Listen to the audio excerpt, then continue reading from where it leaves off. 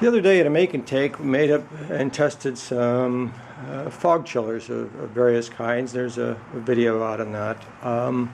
This is one of them. It's very similar to an ice chest chiller. The basic design remains the same. I've taken some of the lessons learned from the tests to modify this one, and I'll explain what was original and what the modifications are. First off, to describe this, these are 18-gallon totes available from Ace Hardware right now for $3.99 on sale. And then I took a can of grape stuff and sprayed inside the first tote, and then nested a second $3.99 tote inside it. So for about $10, essentially I have made an insulated cooler. Same thing with the lids. And then I took a thin piece of plywood and set on top, because I'd like to be able to put fog machines on top of this and distribute the weight a little bit. That's not necessary. It's not even necessary to set them on top. You could just blow in one side and out the other. The ice chest chiller design has an inlet and an outlet. Ice stacks on top. The fog runs through here and passes the ice and cools down. Turned out to be not as efficient as some other designs. So I thought I'd modify it a little bit and see if it could be improved on significantly.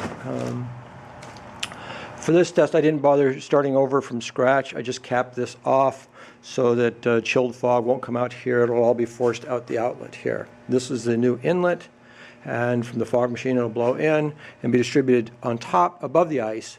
It'll chamber and have to percolate through the ice, or migrate through the ice, to escape out the tube. The steel mesh is intended to keep the ice from plugging the outlet. This mesh is very close to the bottom. We learned on the earlier one that had an outlet high that much of the ice flows underneath this and becomes useless. It doesn't serve a cooling at all. So if you're making one, keep the outlet low. For today's test, I'm going to start off loading it with 30 pounds of ice if all 3 bags will fit in, and I'll be using a thermometer, digital thermometer, in the outlet. Because the fog needs to be colder than the ambient air to become heavier than the air and fall and stay down, the colder you get it, the longer it will stay low. It's about 82 degrees, 81.9 right now. So that's what we're working with. I'll be measuring the temperature of the fog coming out of the outlet and using that as an indicator of how efficient the cooler is at reducing the fog, making it as cold as possible to lay on the ground.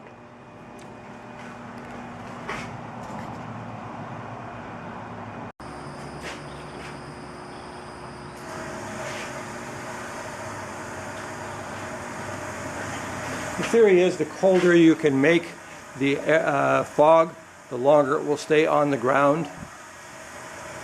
Looks like I can do a little bit of sealing.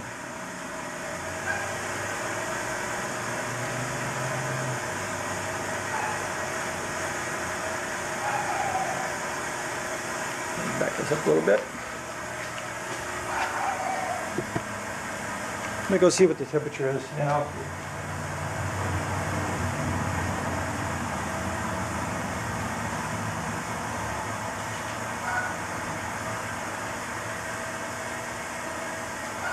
The fog coming out of there is 49.6 degrees right now.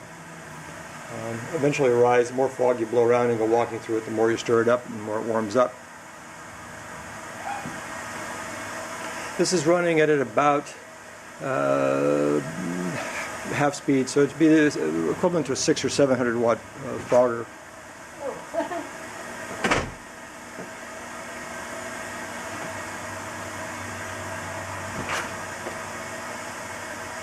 Don't know if you can still see it very well.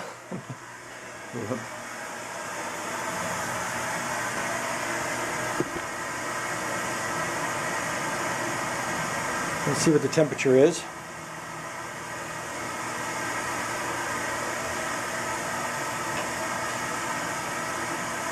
.5.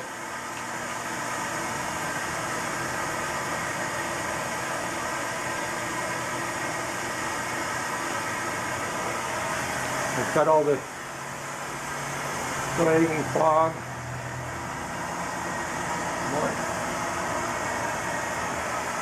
They're filled up and they're starting to climb over the wall.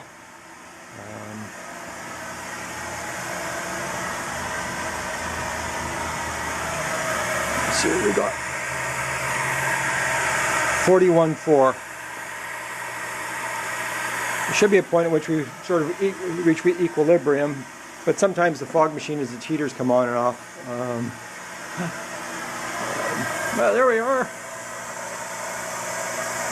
Okay, I'm going to go ahead and stop this test for a minute, and we'll let the things clear out. And then I'm going to try it again with the fog machine set to 1100 watt output. I'm sorry, today the ambient is running about 82 degrees. I'm going to be measuring how low the fog, the temperature of the fog coming out of here. And let's get started.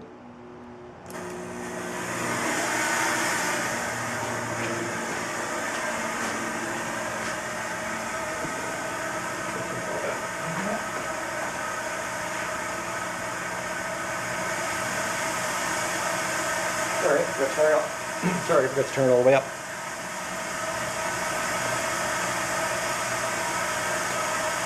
You can see I should have snapped the lid down a little bit better on the right hand side. The back is leaking a little bit out of the back side of the lid. Let's go a little higher. It's going to get a little foggy down here.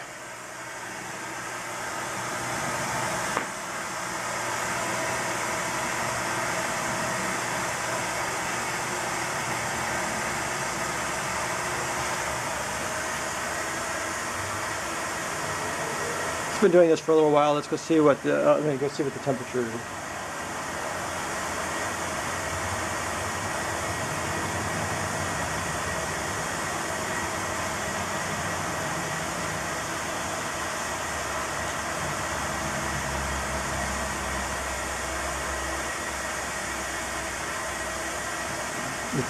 The temperature of the fog coming out is 41.9 degrees.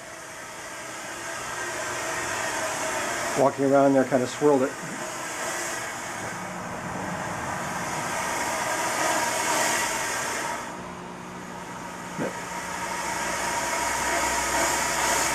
We're sort of hitting the limit of the machine's ability to heat and pump at the same time. If I turn it down a little bit, it'll go back to continuous, but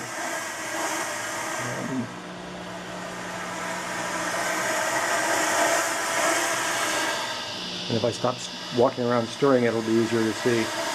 One of the things I found out, or figured out, and we did it in a test yesterday, recently, was that leaving an air gap here to blow air into it, or having a Y on the side to bring air into it, just makes your ice cool down ambient air. It doesn't do a better job, and in fact, it causes your fog to blow out further with more turbulence, but not any colder. In fact, you lose a couple degrees on it because you're having to cool outside air, which does you no good. The theory I heard from a number of people was that outside air pre-cools the fog coming in. It doesn't happen. The ice cools it. The air coming in just has to be chilled by your ice. Not good. Let's see what the temperature is. 48.9, running at relatively high volume.